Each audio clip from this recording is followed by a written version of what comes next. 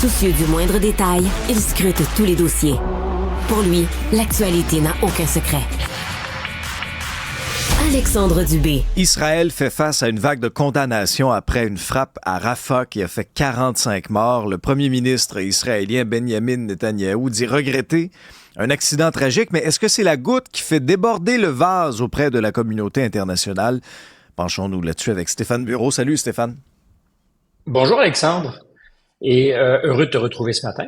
Ben oui, plaisir. La question se pose, bien entendu, est-ce que c'est la goutte qui fait déborder le vase? On l'a posé à plusieurs reprises, d'ailleurs, cette question. Il faut voir que les alliés proches d'Israël, en Europe, aux États-Unis, sont de fidèles alliés. Ils arrivent à être critiques ponctuellement, mais sur le fond, demeurent toujours d'indéfectibles partenaires pour l'État hébreu. Est-ce que hier, les choses ont changé? Je dis hier, lundi, parce que c'est là qu'on a vu les protestations multiples se manifester. L'attaque, elle, a eu lieu dimanche, je le rappelle, donc alors qu'on ciblait deux têtes du Hamas, parce qu'Israël fait ça, ils sont en quête de l'élimination du leadership du Hamas. On s'est attaqué donc à deux têtes dirigeantes du groupe. Terroriste pour les Occidentaux. Il faut voir quand même aussi, c'est toujours important de le rappeler, que c'était quand même les instances dirigeantes à Gaza, élues il y a très longtemps, mais néanmoins, c'était encore les instances dirigeantes. Donc, deux leaders du Hamas qui étaient dans le collimateur, et à la faveur de cette attaque, des dommages collatéraux, dirons-nous pudiquement, 45 civils, des personnes âgées, des enfants, dans un espace, dans un camp où on avait suggéré aux Palestiniens de se déplacer parce que justement, les Israéliens sont en train de mener des opérations à Rafah et disent à répétition, nous, on fait en sorte qu'il n'y en ait pas de dommages collatéraux en invitant, le mot ici est évidemment ambigu, les populations à sortir des zones de combat. Alors justement, c'était des gens qui avaient fait le choix de se déplacer, qui se retrouvent aujourd'hui au cœur du feu israélien. Tu l'as dit, l'expression de Bibi Netanyahou, c'est un incident tragique, dit-il, parce que le Hamas fait des choix stratégiques. Et là, évidemment, il y a un jeu sur les mots entre tragique et stratégique. On dit, les leaders du Hamas ont, à répétition, choisi de se protéger, d'utiliser leur population comme des boucliers, et ils étaient justement pas très loin de ces civils, et c'est ce qui fait qu'aujourd'hui, on est obligé de parler d'un incident tragique. C'est pas la première fois que l'armée israélienne, extrêmement compétente, Tsahal, se retrouve, elle, à son tour, dans le collimateur de l'indignation internationale, parce que justement, ces frappes chirurgicales ne le sont beaucoup moins que ce qui était annoncé le 1er avril, et ce n'était pas un poisson d'avril, quand un convoi d'aide humanitaire a été malencontreusement ciblé. La communauté internationale aussi avait dit ça doit cesser, c'est inacceptable. Et comme, non pas par hasard, mais parce que le temps passe, on avait un peu oublié, et à nouveau, cette invocation par le premier ministre israélien d'un incident tragique qui va mener à une enquête pour tenter de savoir ce qui s'est passé. Ce qui s'est passé, c'est qu'on est en guerre, une guerre impitoyable entre le Hamas et Israël, et que tous les coups sont permis, ou à peu près tous les coups sont permis, même si je crois à la bonne foi, évidemment, des Israéliens. Je pense pas qu'ils cherchent spécifiquement à engendrer ce genre de dommages collatéraux qui leur font beaucoup de tort sur la scène internationale. Mais à répétition, il faut voir qu'ils ne sont pas arrivés à la circonspection qu'ils annoncent toujours et qu'il y a au total aujourd'hui plus de 35 000 victimes pour beaucoup des enfants, des femmes et des personnes âgées dans ce conflit qui a commencé après l'attaque du Hamas du 7 octobre dernier. Et ça pose une question que nulle part on veut poser, qui est évidemment difficile à soulever, mais c'est simplement celle du choix stratégique qu'a fait le Hamas le 7 octobre dernier. Attaquer Israël avec les risques que ça pouvait comporter pour sa population palestinienne, mais avec aujourd'hui ce que ça signifie à l'horizon stratégique. la question palestinienne était pour l'essentiel oubliée. Israël arrivait à s'entendre grâce à ses ententes bilatérales avec ses voisins arabes, en court-circuitant les Palestiniens ou la cause palestinienne. Puis ça arrangeait d'ailleurs, on doit le dire, plusieurs des alliés traditionnels des Palestiniens. L'Arabie saoudite était à un cheveu, pense-t-on, de s'entendre avec Israël pour normaliser les relations.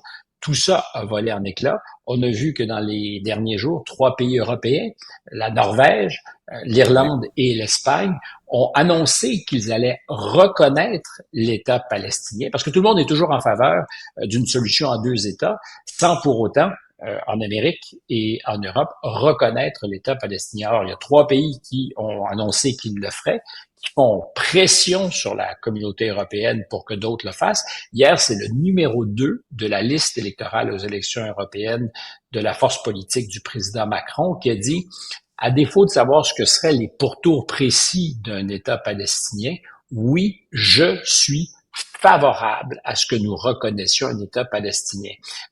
L'allié probablement le plus indéfectible en Europe des Israéliens, c'est l'Allemagne. Alors, le vice-chancelier hier disait, il faut que ça cesse à Rafah.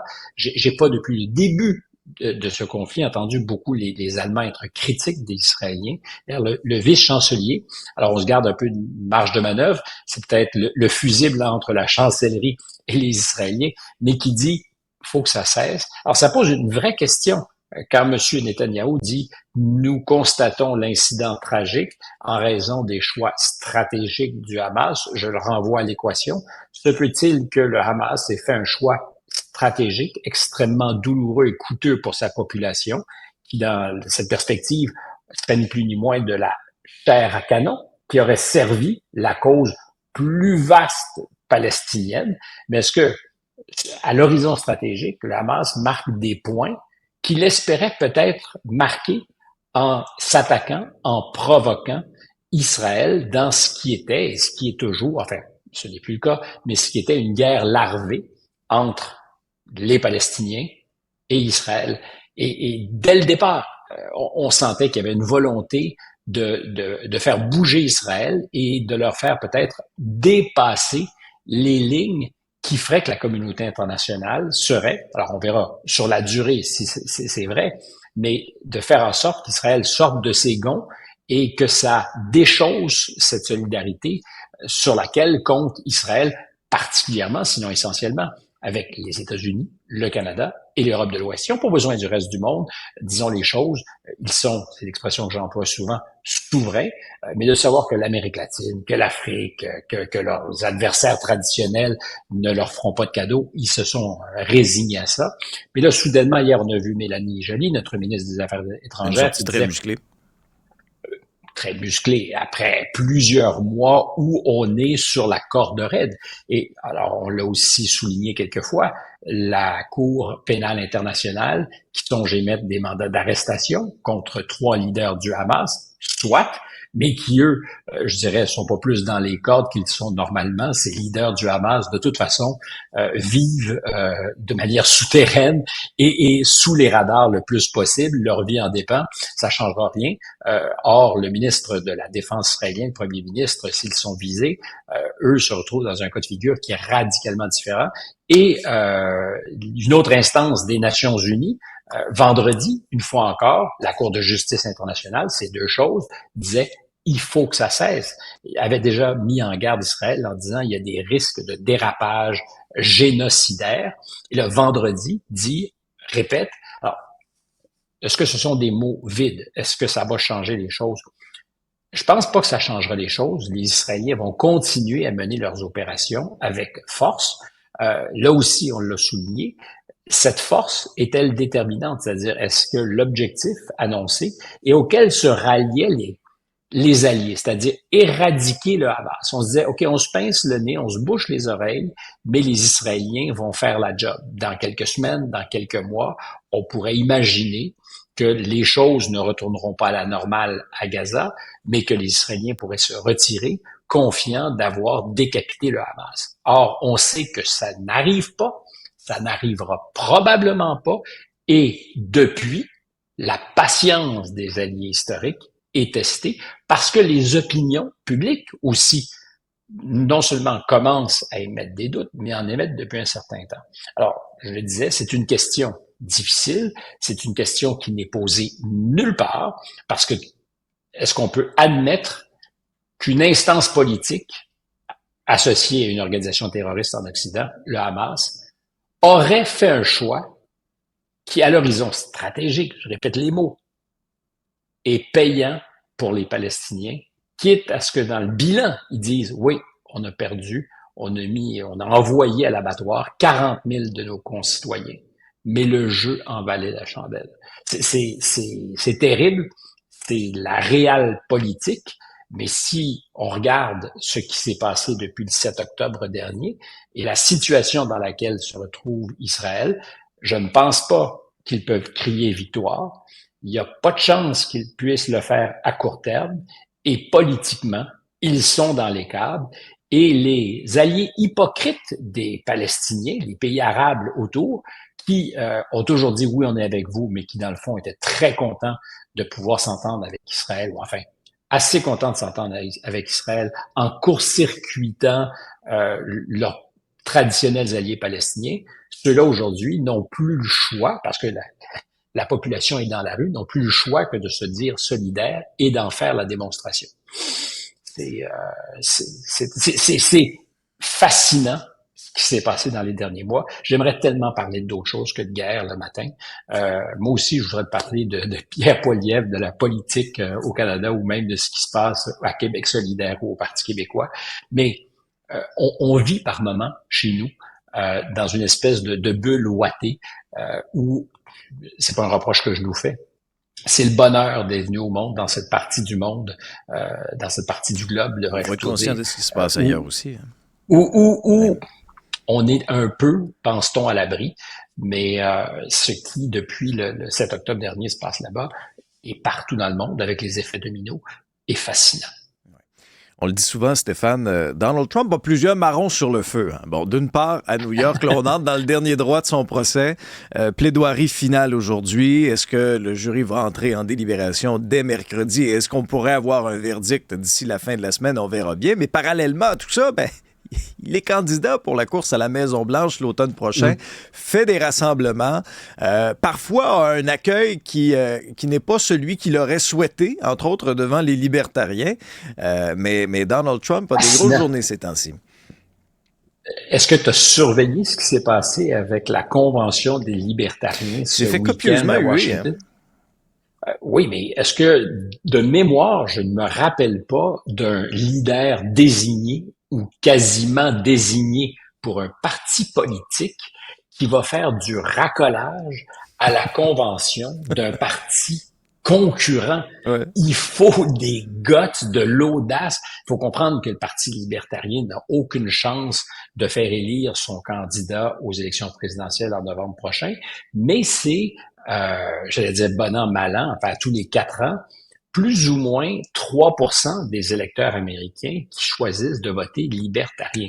Et ce que faisait M. Trump, probablement assez adroitement, c'est de dire ne perdez pas votre vote.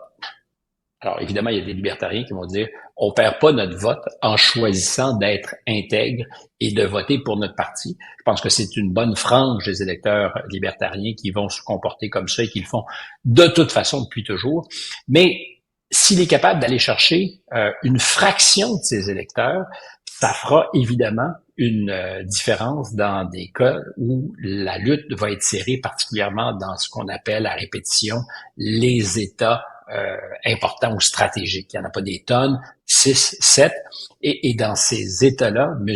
Trump a commencé à se comporter comme un candidat conséquent. La méthode Trump, ça a toujours été de dire je m'en fous. De toute façon, j'ai mon plan de match, j'ai pas besoin de faire attention à ce que je dis, je vais vers ma destination, qui même me suivent.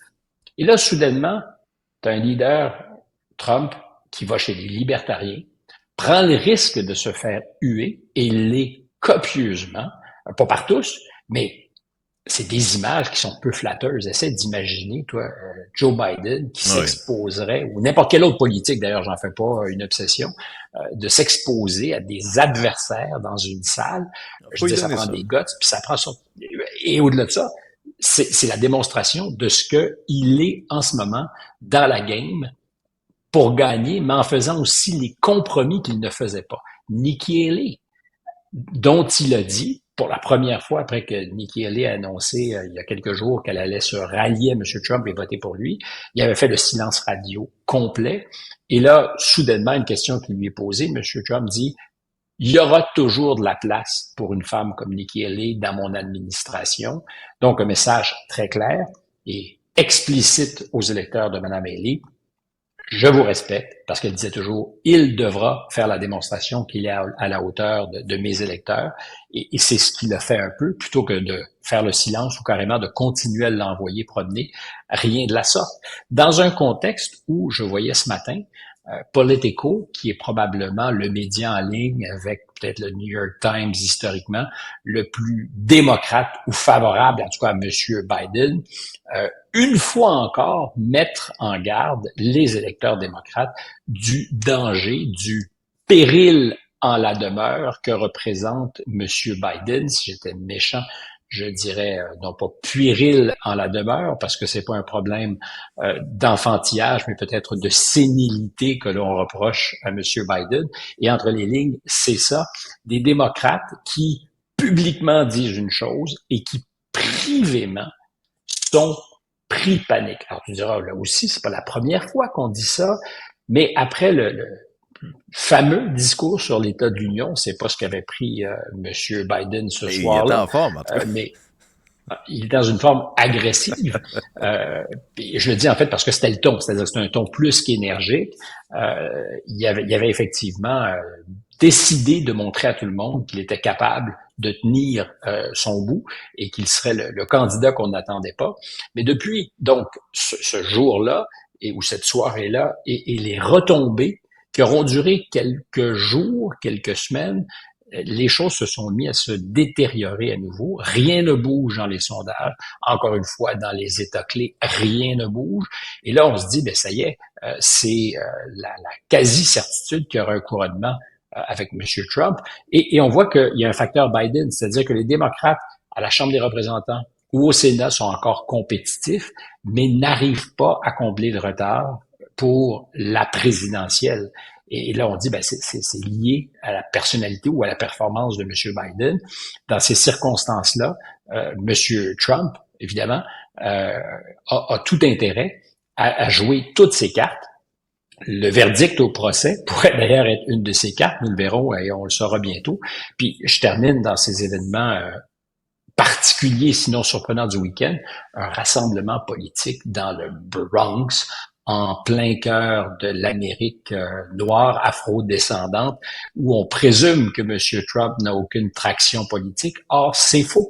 Oui, il y avait des contre-manifestants, mais il y avait de la foule, et ça vient confirmer ce que disent apparemment les sondages, c'est-à-dire qu'il est à plus ou moins 20%, et je le répète, c'est significatif, il serait le candidat républicain qui, depuis plus de 50 ans, aurait le plus d'appui chez les électeurs noirs américains, du quasiment sans précédent. Et là, on parle de Donald Trump, qui est toujours montré du doigt pour le raciste qu'il serait. Alors, comment expliquer que le 5e des électeurs noirs américains, c'est pour confirmer les élections n'ont pas eu lieu, mais le 5e des électeurs noirs américains serait tenté par l'alternative républicaine en novembre prochain? Voilà une autre affaire qui inquiète très certainement les organisateurs politiques démocrates. Merci Stéphane. Ce fut un plaisir de te retrouver. Plaisir partagé. On se retrouve dans un prochain épisode.